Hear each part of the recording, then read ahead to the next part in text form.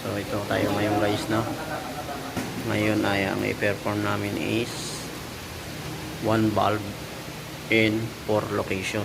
Yung tinatawag na 3-way switch, 4-way switch, 4-way switch, 3-way switch. Tapos isang valve lang.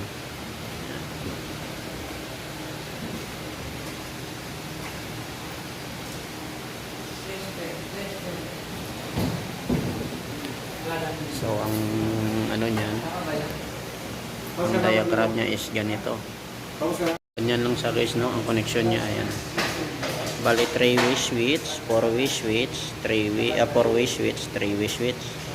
Kasi ang 3-way natin, ang number ng switch natin 1, 0, 3. Ang 4-way naman 1, 2, 3, 4. 1, 2, 3, 4. Tapos 3-way 1, 0, 3. So ang breaker natin yan, ang line 1, ang isang paa ng ilaw, automatic yan.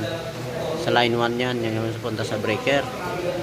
So yung pangalawa, ang traveler na tinatawag o return, yan mapunta sa 0. Okay, ito muna siya. So ang 0 ng 3-way natin, matic line 2. Sa breaker, line 2 siya. Tapos yung 1, ipapasa niya sa 1 din. Yan, 1 pasa sa 1, 3 pasa sa 3.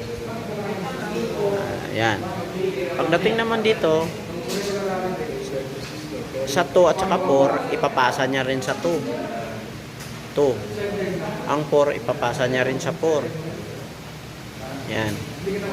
So may matira na 1, 3. Ipapasa mo ulit sa 1 ng 3-way mo. Ang 3 sa 3 din. Ang matirang 0, yan ang punta sa ilaw. Yung tinatawag na traveler. Yan. Yan lang siya. Tapos yung breaker mo dyan, 15 amperes. Yung wire mo, 2.0 mm squared. Or number 14 AWG. American Wire Gauge. Thank you so much. Ayan na, nagpe-perform na sila. Ayan. Ayan. Ayan si boss. Ayan.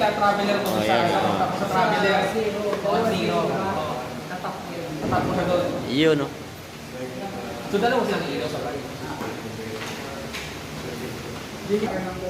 Kung gusto mo na magdagdag ng kahit ilang ilaw pa, ganyan lang. Lahat na line 1, itatap mo dito sa line 1. Ang line 2 niya, itatap mo sa traveler. Yan, ganun lang. Kahit 10 ilaw pa itatap mo dyan, walang problema. Ayan na.